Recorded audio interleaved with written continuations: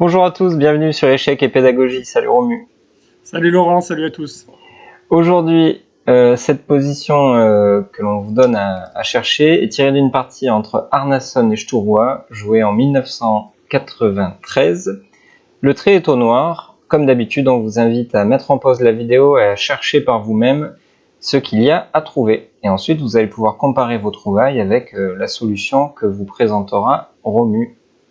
Avec plaisir. Toujours avec plaisir, toujours. Alors, on va essayer de comprendre un peu ce qui se passe sur l'échiquier. Donc, on voit qu'au niveau du matériel, déjà, les noirs ont une qualité de moins. Alors, on va voir que ce n'est pas le critère le plus important, mais quand même, c'est toujours bien de savoir ce que l'on a donné pour arriver à cette position. Donc là, les noirs ont une qualité de moins, mais ils ne sont pas sans ressources, bien évidemment, et on note déjà que le roi blanc est un peu faible, du fait de la disparition des pions F et G devant lui. Alors bien sûr, il est entouré de ses propres pièces, mais quand même, le fait que les pions F et G aient disparu peuvent ouvrir pas mal de lignes que les pièces noires vont pouvoir essayer d'exploiter un peu plus tard. On voit que la tour E8 est parfaitement postée sur la colonne ouverte et a dans son viseur le fou E3.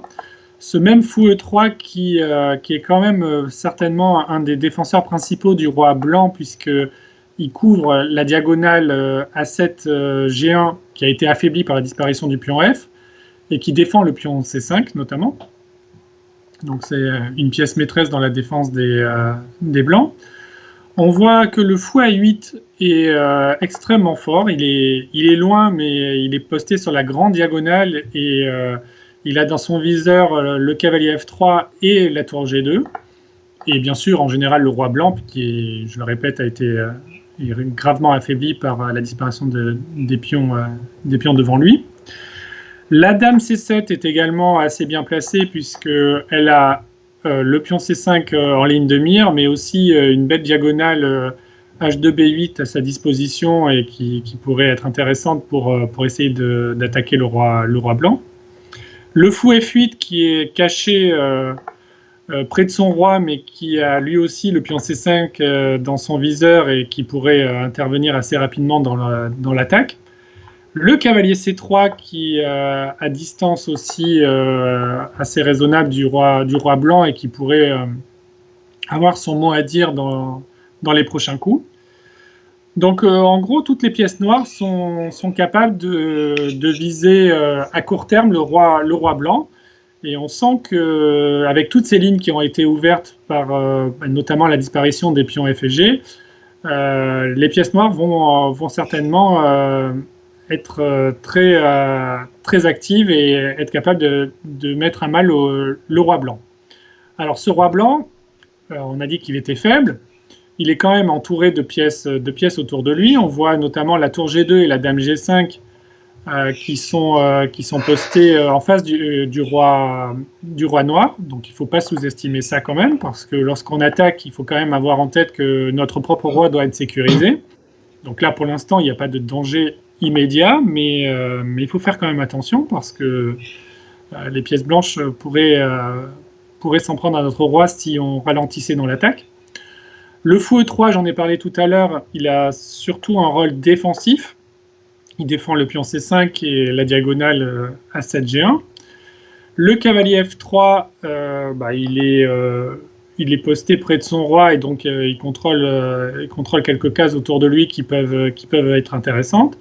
Et la tour F1 défend la première rangée et peut-être un œil sur le pion F7 un peu plus tard, mais on va voir que les blancs sont pas vraiment en mesure, vont pas avoir le temps de monter un contre-jeu sérieux. Mais voilà. Donc, on l'a dit, on a une qualité de moins avec les noirs, mais la fragilité du roi blanc nous donne pas mal de compensation, mais il va falloir quand même agir assez rapidement, puisque sinon les noirs vont manquer de matériel et les blancs vont se coordonner en défense et digérer leur qualité de plus. Donc c'est pour cette raison qu'il faut regarder les coups qui forcent un peu les événements. Donc toujours pareil, les échecs, les prises et les menaces dans cet ordre. Alors les échecs, on n'en a pas vraiment à disposition. On a cavalier E2, mais le cavalier serait en prise, et dame H2, bon, j'en parle même pas. Donc on va regarder plutôt les prises, et on a une prise qui est intéressante. En tout cas, on va s'apercevoir que ça peut être très intéressant. C'est le coup tour prend E3. Alors pourquoi je dis que c'est intéressant? Alors, on a parlé de la valeur de ce fou en défense, qui défend le roi et le pion C5. Et donc par tour prend E3, on élimine ce principal défenseur. Ce coup a le mérite de forcer la réponse des blancs, pardon, qui est dame prend tour, bien sûr.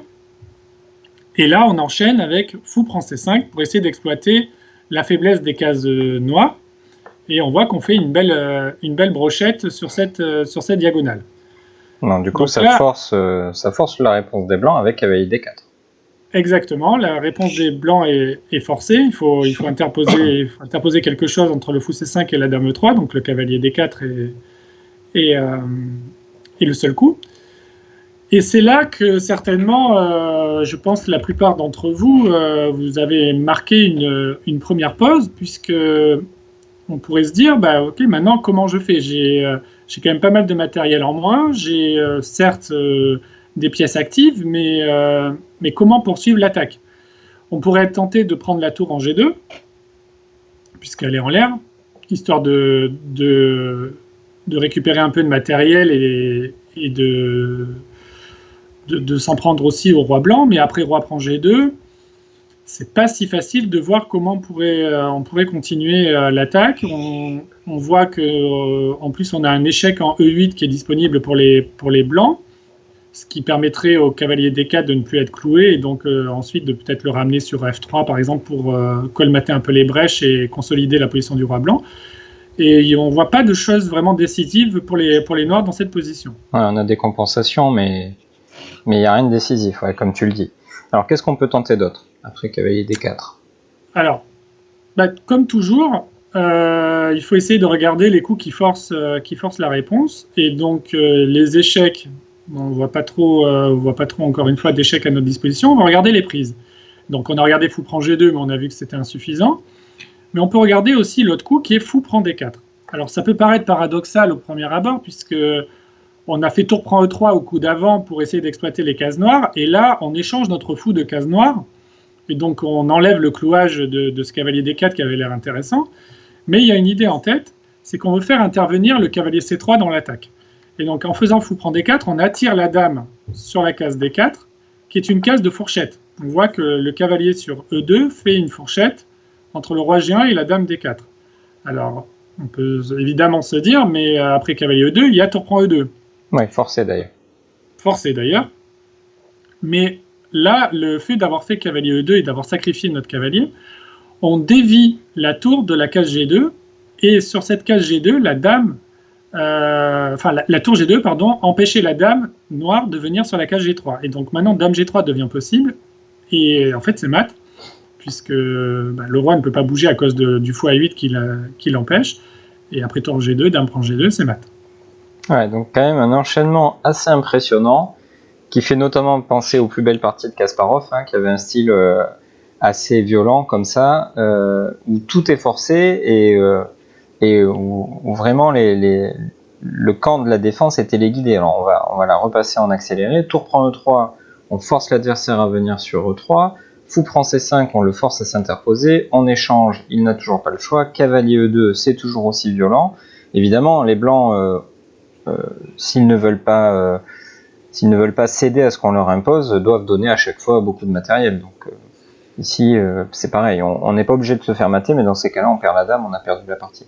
Et donc à la fin, dame G3, vraiment très très impressionnant. Merci Romu pour ton explication. Je pense que les internautes auront bien compris que lorsqu'on est en situation d'attaquer, il faut regarder les coups forcés. Cette partie en est une belle illustration. On vous invite à liker cette vidéo si elle vous a plu, à partager auprès de vos amis notre travail quotidien pour essayer de faire progresser le plus grand nombre d'entre vous. N'hésitez pas à commenter également cette vidéo. On vous dit à très vite sur la chaîne Échecs et Pédagogie. Au revoir, à bientôt.